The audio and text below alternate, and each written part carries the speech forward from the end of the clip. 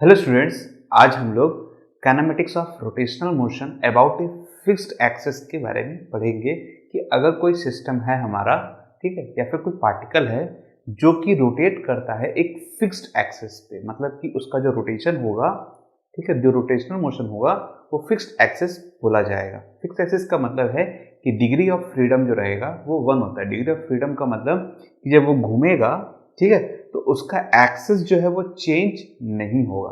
चलिए देखते हैं और देखेंगे कि जो काइनेमेटिक्स के जो इक्वेशन है वो कैसे हेल्प करेंगे रोटेशनल मोशन के इक्वेशन को बनाने में। ठीक है, चलिए स्टार्ट करते हैं अपने इस वीडियो को और समझने की कोशिश करते हैं। तो बहुत ही सिंपल सा है, देखिए, this is Y axis, this is Z axis and this is X axis. तो जो हमारा सिस्टम है या फिर बोल सकते हैं जो पार्टिकल है वो एक्स और वाई प्लेन में रखा गया है। तो एक्स और वाई प्लेन में रखा गया है, तो जब उसका रोटेशन होगा तो रोटेशन जो होगा वो जेड एक्सिस पे होगा। ठीक है, तो मान लीजिए कि ये हमारा ये सिस्टम ऑफ रोटेशन का ये सर्कल है, ठीक है, इस पे हमारा ये पार्टिकल जो घूम रहा है, तो पार्टिकल कहाँ पास में है, पार्टिकल एक यहाँ पास में मान लीजिए हमारा है, ठीक है, और इसको आप मान सकते हैं कि ये पी डैश है, पी डैश मान लीजिए अभी, और ये रोटेट होके यहाँ से यहाँ चला गया है और इसको आप P मान लीजिएगा इस पोजीशन पे। ठीक है, ठीक है। एक्सिस ऑफ रोटेशन जो है वो किस में है, ये, तो एंगुलर वेलोसिटी जो बनेगी W वो यहाँ बनेगा। लीनियर वेलोसिटी कहाँ बनेगा, इस जगह में, यहाँ या फिर इधर। तो फिलहाल में हम लोग जो पढ़ रहे हैं वो रोटेशनल मोशन के बारे में पढ़ रहे हैं। ठीक है, तो इस पे हमको ज्यादा कॉन्सेंट्रेट नहीं करना है। ठीक है, इसमें क्या होता है, वेलोसिटी कांस्टेंट हो जाती है पर चेंज इन डायरेक्शन, जो डायरेक्शन है वो चेंज हो जाता है। ठीक है, तो बोल सकते हैं कि वेलोसिटी का जो मैग्नीट्यूड है वो सेम है, जिसको हम स्पीड बोलते हैं, पर डायरेक्शन इज चेंज, तो इसलिए बोलते हैं कि change in velocity. Every instant में जो वेलोसिटी है वो रोटेशनल मोशन में चेंज होता है। कौन वाला, लीनियर। बट ये जो एंगुलर वेलोसिटी है जिसके जो डायरेक्शन है वो चेंज नहीं होगा। ठीक है, तो ये एक्चुअल में देखिए एंगुलर वेलोसिटी जो होता है वो एक वेक्टर क्वांटिटी होता है, पर एट फिक्स्ड एक्सिस पे एंगुलर जो वेलोसिटी लेंगे हम लोग लीनियर की वेक्टर फॉर्म में हमको लेने की जरूरत नहीं है, क्योंकि इसकी डायरेक्शन जो है वो फिक्स्ड है। ठीक है, तो एज ही स्केलर के जैसे वर्क करेगा। Angular velocity is as scalar form, sorry, scalar form.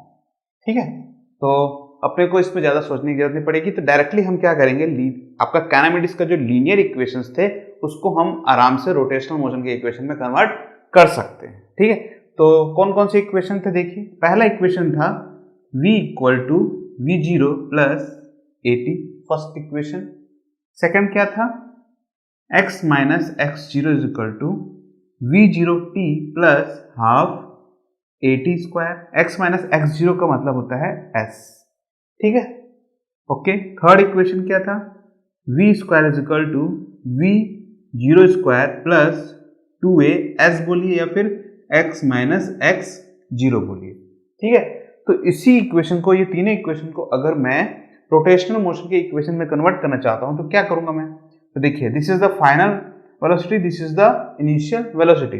तो फाइनल वेलोसिटी के क्या लूंगा, ओमेगा, इनिशियल के लिए लूंगा ओमेगा 0, एक्सेलरेशन के लिए लूंगा अल्फा, टी तो टी रहने वाला है। This is our first equation, बहुत ही सिंपल तरीके से। सेकंड इक्वेशन में देखिए x माइनस x0, तो इसका डिस्प्लेसमेंट होता है। अब हमारा रोटेशन में क्या होगा, तो रोटेशन में एंगुलर डिस्प्लेसमेंट आता है। क्या आता है, एंगुलर डिस्प्लेसमेंट को हम लोग थीटा से डिनोट करते हैं। ठीक है, तो मान लीजिए मेरा पार्टिकल यहां था, एक्स और वाई प्लेन में रखा गया है। इनिशियली इसको आप इस तरीके से ले सकते हैं, तो ये हमारा बन गया थीटा 0, इनिशियल थीटा। चेंज आया यहां से यहां तक, तो इसको आप भेज दीजिए यहां, तो ये अगला थीटा जो चला गया यहां चला गया, इसको आप बोल सकते हैं थीटा। चेंज इन थीटा, तो डेल थीटा क्या बन के आया हमारा, चेंज इन थीटा मतलब थीटा माइनस थीटा 0, यही आया होगा। ठीक है, तो देखिए x माइनस x0 की जगह क्या लिख सकता हूं मैं, theta minus theta 0, v0 t, तो मतलब omega 0 t plus half at square. Half alpha T square. Second equation हमारा बन गया। इस तरीके से थर्ड इक्वेशन को बनाते हैं। देखिए तो omega square omega zero square plus 2a theta minus theta zero, this is the third equation. और इन्हीं तीनों इक्वेशन की मदद से हमको कुछ क्वेश्चन को सॉल्व करने, तो इसमें हम लोग एक क्वेश्चन को भी सॉल्व करके देखेंगे कि इन इक्वेशन का जो यूज है वो कैसे हम कर सकते हैं। चलिए मैं आपको बताता हूं कि ये इक्वेशन कैसे बना यूजिंग द इंटीग्रेशन मेथड से। ठीक है, बहुत ही सिंपल सा है। देखिए इस इक्वेशन को लाना है तो हम लोग लिखेंगे change in angular velocity with respect to time. तो जब मैं इसको चेंज करूंगा तो मेरे पास फॉर्मूला क्या आएगा, D omega by D T equal to alpha, यही निकल के आने वाला है। ठीक है, अब देखिए इसका जब मैं इंटीग्रेशन करता हूं, ठीक है, तो देखिए इस साइड इंटीग्रेशन और इस साइड जब मैं इंटीग्रेट करूंगा तो इसको dt से इंटीग्रेट करना है। ठीक है, तो जब मैं इसको dt से इंटीग्रेट करूंगा तो इंटीग्रेशन के पॉइंट पे मुझे क्या एक कांस्टेंट टर्म को लेना पड़ता है। ठीक है, जो लोग इंटीग्रेशन जानते हैं उनको मालूम होगा, मैथ्स वालों को, जो लोग नहीं जानते कोई प्रॉब्लम नहीं है। जब भी आप इंटीग्रेशन करेंगे तो उस पर एक कांस्टेंट टर्म को आपको जोड़ देना है। ठीक है, ठीक है, इसका इंटीग्रेशन करेंगे तो यहाँ तो कुछ भी नहीं है, कुछ भी नहीं का मतलब t से 1 इंटीग्रेशन ऑफ 1 डॉट टी क्या होगा, और 1 dot D T is t। ठीक है, तो ये देखिए D W by change in velocity को अगर मैं इंटीग्रेट करूंगा तो मेरे क्या आएगा, वेलोसिटी। ठीक है, इस पे करूंगा तो आएगा अल्फा और इसका आएगा t प्लस c, ये हमारा फॉर्मूला बन के आता है। अब मान लीजिए कि डेल t इक्वल टू अगर 0 हो जाए, ठीक है, तो ओमेगा किसके बराबर हो जाएगा, c के बराबर, मतलब जो भी हमारी फाइनल वेलोसिटी है वो किसके बराबर हो जाएगी, c के बराबर। और इनिशियली अगर टाइम t इक्वल टू 0 है तो उस पर्टिकुलर इंस्टेंट पे जो वेलोसिटी होती है उसे हम क्या बोलते हैं, ओमेगा 0, यही बोलते हैं। तो c की जगह मैं क्या लिख सकता हूं, ओमेगा 0। ये इसलिए है कि at t equal to 0 point पे हमें ये नहीं मालूम कि ये पार्टिकल अभी स्टॉप पोजीशन पे है कि ऑलरेडी यूनिफॉर्म पोजीशन पे, मतलब जैसे घूम रहा है। ठीक है, ये हमको मालूम नहीं है, इसीलिए हम ओमेगा इक्वल टू ले सकते हैं, ओमेगा 0 को हम 0 भी ले सकते हैं, या तो उसकी कुछ वेलोसिटी उस टाइम पे होगी तो हम उसकी वेलोसिटी को भी ले सकते हैं। ठीक है, तो एट टी टाइम पे 0 का मतलब ये नहीं है कि इनिशियल वेलोसिटी भी 0 होगी, ऐसा बिल्कुल भी नहीं है। ठीक है, तो omega equal to alpha T plus omega 0, देखिए same formula, omega equal to omega 0 plus alpha T, omega equal to omega 0 plus alpha T. इस तरीके से आप इस इक्वेशन को बहुत ही आसानी तरीके से बना सकते हैं। ठीक है, तो इंटीग्रेशन का यूज करना है, बाकी फॉर्मूले भी आप आराम से निकाल लेंगे। वैसे तो एंगुलर वाले जो इक्वेशन है मैं पहले भी शायद सॉल्व करवा चुका हूँ इस सबको, कि इनको कैसे सॉल्व किया जाता है। ठीक है, तो इस पर हमको ज़्यादा कॉन्सेंट्रेट नहीं करना है कि इक्वेशन कैसे बन के आ रहे हैं, बल्कि इनका यूटिलाइजेशन हमको सीखना है। तो चलिए एक क्वेश्चन करते हैं जिससे हमको ज़्यादा आइडिया हो जाएगा। ठीक है, एनसीईआरटी से ही लिया जा रहा है क्वेश्चन को। तो क्वेश्चन नंबर है एग्जाम्पल नंबर 7.14। ठीक है, ओके, तो देखिए क्वेश्चन क्या बोलता है। क्वेश्चन में लिखा है angular speed of A motor wheel is increased from 1200 rpm to 3120 rpm in 16 second. अब 16 सेकेंड में आपका जो भी व्हील है वो इनिशियली 1200 rpm पे चल रहा था और वो इंक्रीज होके 3120 rpm तक चला गया।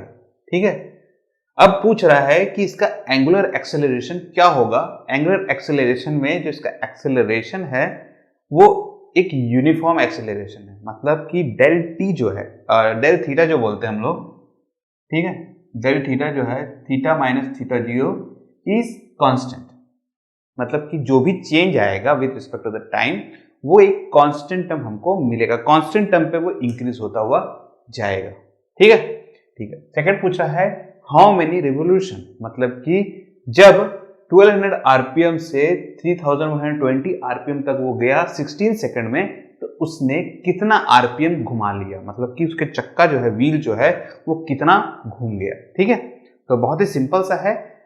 तो सबसे पहले एंगुलर एक्सेलरेशन निकालना है। एंगुलर एक्सेलरेशन के लिए हमारे पास में टाइम दिया गया है, इनिशियल और फाइनल वेलोसिटी दी गई है, तो हमारे पास में सिंपल सा फॉर्मूला क्या निकल के आएगा यहाँ पास में, omega equal to omega 0 plus alpha T. ये भी दिया है, ये भी दिया है और ये भी दिया हुआ है, सब के सब हमारे पास में चीजें दी गई है, हमको निकालना बस ये है। ठीक है, तो इतना आसान है, तो इसको दिया क्यों गया है? तो बहुत ही सिंपल तरीका है, बच्चे कहाँ कंफ्यूज होते हैं यहाँ पास में। 1200 आरपीएम ये जो दिया हुआ है रिवोल्यूशन पर मिनट के हिसाब से दिया हुआ, और इसको आप डायरेक्टली इस इक्वेशन पे पुट नहीं कर सकते। तो इसके लिए आपको ये इक्वेशन को, रिवोल्यूशन को रेडियन में कन्वर्ट करना पड़ता है, और बच्चे यहीं पास में कंफ्यूज हो जाते हैं। ठीक है, तो सबसे पहले आपको क्या करना पड़ेगा, रेडियन में कन्वर्ट करना पड़ेगा। तो ओमेगा 0 जो है वो 1200 आरपीएम है, रिवोल्यूशन पर मिनट। एक चीज याद रखिएगा, जब भी आप इस चीजों को चेंज करेंगे यूनिट को, तो हमेशा एसआई टर्म पे ही लेके आएंगे। ठीक है, एक स्टैंडर्ड टर्म जो हमारा है फंडामेंटल वाला, उसी पे लेके आना है। तो जैसे मिनट है तो उसे सेकंड में लेके आइएगा, रेवोल्यूशन है तो हम उसको रेडियन में लेके आएंगे। ठीक है, 7 फंडामेंटल जो हमारे यूनिट है एसआई यूनिट्स। ठीक है, ओके। तो जब चक्का घूमता है तो उसके एक रेडियन को हम लोग क्या बोलेंगे, 2 पाई के फॉर्म में बोलते हैं। ठीक है, तो जब इसको रेडियन में लेके आना है तो हम इसको पाई के फॉर्म में लेंगे। 2 पाई मतलब एक रेवोल्यूशन कंप्लीट हो गया, पाई मतलब 180 डिग्री, 2 पाई मतलब कि 360 डिग्री, 360 डिग्री मतलब कि 1 रेवोल्यूशन। ठीक है, तो देखिए इसको लिखेंगे 2 पाई इंटू 1200। अब ये आरपीएम मिनट पे है। ठीक है, तो देखिए रेवोल्यूशन पर मिनट। अब मुझे क्या करना है, इसको सेकंड में चेंज करना है। तो कैसे करूंगा, देखिए 60 से डिवाइड कर दूंगा, 60 से डिवाइड करूंगा तो सेकंड को ये मिनट में कन्वर्ट हो गया, सेकंड बाई मिनट बन गया। ठीक है, तो दोनों एक ही यूनिट है इसलिए कट गया, ये भी टी है ये भी टी है। तो देखिए ये वाला मिनट और ये वाला मिनट दोनों एक दूसरे को कैंसिल कर देगा। ठीक है, ये जीरो कैंसिल, 6 1 जा 6 2 जा 20, ये आया 40 पाई, इसका बचा रिवोल्यूशन और इसका बचेगा सेकंड। तो 40 पाई रिवोल्यूशन पर सेकंड, मतलब एक सेकंड में 40 पाई ये रिवॉल्व हो जा रहा है। ठीक है, इस तरीके से इसको निकालना है। चलिए सेकंड निकाल लेते हैं। तो ओमेगा कितना है, 3120, तो 2 पाई इंटू 3120 डिवाइड बाई 60, 0 और 0 कैंसल, 6 1 जा 6 5 जा 30, 12, तो 6 2 जा 12, तो 2 2 जा 4, 2 5 जा 10, 140 पाई रेवोल्यूशन पर सेकंड। ठीक है, अब हम इस इक्वेशन को यूज कर सकते हैं, अल्फा निकालने के लिए ओमेगा 0 को इधर और टी को नीचे। तो देखिए अल्फा कैसे निकलेगा, omega minus omega 0 divide by T. Omega कितना है 140 पाई, ओमेगा 0 कितना है, ओमेगा 0 है 40 पाई डिवाइड बाई टी मतलब कि 16। ठीक है, तो कितना निकल के आएगा, देखिए 10 पाई तो बाहर निकल जाएगा तो 4 नीचे आ जाएगा, 10 में से 4 गया 6 डिवाइड बाई 4 बाई 16। ठीक है, ठीक है, तो 4 4 जा 4 1 2 16, 4 1 जा 4 4 जा मतलब कि 4 पाई रेडियन पर सेकंड स्क्वायर, यही होगा हमारा आंसर। तो इसमें इजी तरीके से हम लोग एंगुलर एक्सीलरेशन निकाल लेंगे। ठीक है, कंफ्यूजन कहाँ होता है, इस चीजों पे। जो कन्वर्जन होता है तो बच्चे कन्वर्ट नहीं कर पाते, कन्वर्ट नहीं करेंगे तो कैसे निकाल के आएंगे, अपना आंसर कैसे निकलेगा, तो कन्वर्जन आपको आना चाहिए। ठीक है, हाउ मेनी रेवोल्यूशन, तो हाउ मेनी रेवोल्यूशन मतलब कितना रेवोल्यूशन हुआ, तो इसको पहले हमको रेडियन में कन्वर्ट करना पड़ेगा कि कितना रेडियन ये डिस्प्लेस हो गया। अब रेडियन के निकालने के लिए हमारे पास में क्या फॉर्मूला है, तो बहुत ही सिंपल सा फॉर्मूला है, थीटा कितना चेंज आया। ठीक है, तो थीटा माइनस थीटा 0 मतलब कि आप इसको डेल थीटा भी ले सकते हैं। ठीक है, तो क्या आएगा omega 0 T plus half 80 alpha T square, यही आएगा फॉर्मूला। तो अब एक बार हमको डिस्प्लेसमेंट पता चल गया तो हमारा आंसर बहुत ही इजी तरीके से निकल आएगा। फिर उसको हम लोग क्या करेंगे, डिवाइड बाई 2 पाई कर देंगे, क्योंकि एक रिवोल्यूशन आपको 2 पाई के बराबर होता है, तो समझ में आ जाएगा कि कितना रिवॉल्व हुआ है। ठीक है, तो थोड़ा जगह बना लेते हैं, तो वैल्यूज को लिख लीजिएगा पहले। तो ओमेगा 0 मतलब इनिशियल जो वेलोसिटी थी वो कितनी थी, 40 पाई की थी। ठीक है, फिर ओमेगा जो आया था वो आया था आपका 104 पाई। ठीक है, रेडियन पर सेकंड है और ये भी रेडियन पर सेकंड है। ठीक है, ये दोनों चीजें दी गई थी। टाइम हमारे पास में दिया हुआ है, कितना दिया गया है, 16 सेकंड दिया गया है यहाँ पास में। तो चलिए निकाल के देखते हैं। अल्फा, अल्फा कितना आया था हमारा 4 पाई रेडियन पर सेकंड स्क्वायर। ठीक है, ठीक है। तो थीटा निकालना है हमको, डेल थीटा बोल सकते हैं। इनिशियल जो डिग्री है वो अगर 0 ले लिया जाए तो डेल थीटा को हम थीटा वापस में ले सकते हैं। ठीक है, omega 0 T plus half alpha T square. Omega 0 कितना है हमारे पास में 40 पाई इंटू टी है 16 प्लस हाफ अल्फा है 4 पाई और टी का स्क्वायर 16 का स्क्वायर, तो 40 पाई इंटू 16 प्लस 2 और ये 2 कैंसिल, 2 पाई बचा है 16 का स्क्वायर, तो 2 पाई इंटू 16 का स्क्वायर होता है 256। ठीक है, इसको मल्टीप्लाई कर दीजिए तो ये इसका कितना होगा 4 6 जा 24, 4 2 पर 4 जा 4 5 6 64 और ये 0 640 पाई और इसको मल्टीप्लाई करेंगे तो कितना आएगा 256 मतलब 512 पाई। ठीक है, प्लस कर दीजिए 2 415 और ये 11 152 पाई। बहुत ही सिंपल तरीके से हमारा देखिए एंगुलर डिस्प्लेसमेंट आ चुका है। ठीक है, इसी को बोलते हैं हम लोग एंगुलर डिस्प्लेसमेंट। Angular displacement. अब रेवोल्यूशन पता करना है तो हमको क्या करना है बस कि 2 पाई से डिवाइड कर दीजिएगा, क्योंकि देखिए जो हमारा आरपीएम था उसको हम लोग रेडियन में कन्वर्ट किए थे। एंगुलर वाले डिस्प्ले हमारा रेडियन में कन्वर्ट किए थे, क्या किए थे 2 पाई से मल्टीप्लाई किए थे। अब इसको हमको क्या करना है फिर से रेडियन में कन्वर्ट करना है तो डिवाइड बाई 2 पाई कर दीजिएगा। ठीक है, तो 1152 पाई है तो आरपीएम नहीं निकालना है, आरपीएस निकालेंगे हम लोग। एस भी नहीं निकालना है एक्चुअल में, जो सेकंड है वो 16 सेकंड दिया गया है। ठीक है, आरपीएस ही बोल सकते हैं पर आरपीएस में 16 सेकंड कि 16 सेकंड में कितना रेवोल्यूशन वो आया। ठीक है, तो एट 16 सेकंड पे टोटल हमारा जो रेवोल्यूशन है वो कितना आया उसको देखिए, तो कितना आएगा 1152 पाई डिवाइड बाई 2 पाई। ये कैंसिल 5 1 जा 5 1 के 2 1 जा और 2 5 जा 10। ठीक है, 15 तो 7 जा 14 फिर 1 6 तो 576 रेवोल्यूशन वो लेगा इन 16 सेकंड। तो 16 सेकंड में कितनी बार घूम जाएगा 576 टाइम्स वो घूम जाएगा। ठीक है, तो इस तरीके से आपको क्वेश्चन निकालने हैं, किस तरीके से सॉल्व किया जाता है मैंने आपको समझा दिया है।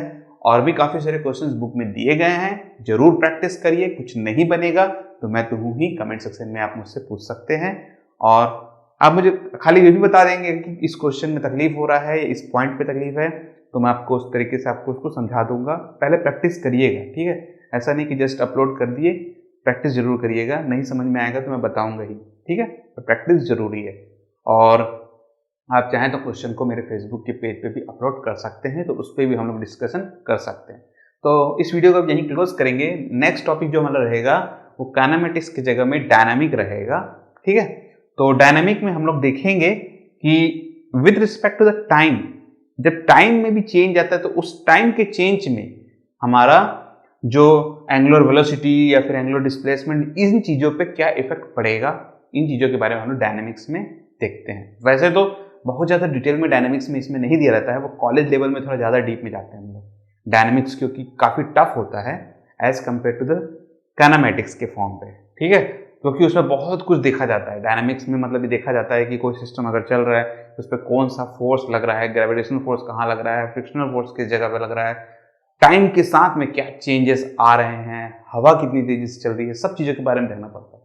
तो मेरे अंदाज से इस बुक, हमारे जो बुक है एनसीईआरटी में, उतना डिटेल में तो नहीं दिया गया होगा, पर जितना भी दिया है हम लोग उसके बारे में तो जरूर पढ़ेंगे। ठीक है, तो अगर ये वीडियो आपको पसंद आ गया है तो इसे लाइक और शेयर जरूर कर दीजिएगा, और हमारे चैनल को अगर आप तक सब्सक्राइब नहीं किए हैं तो सब्सक्राइब करना बिल्कुल भी ना भूलें। Thank you for joining this video. आपका दिन शुभ रहे।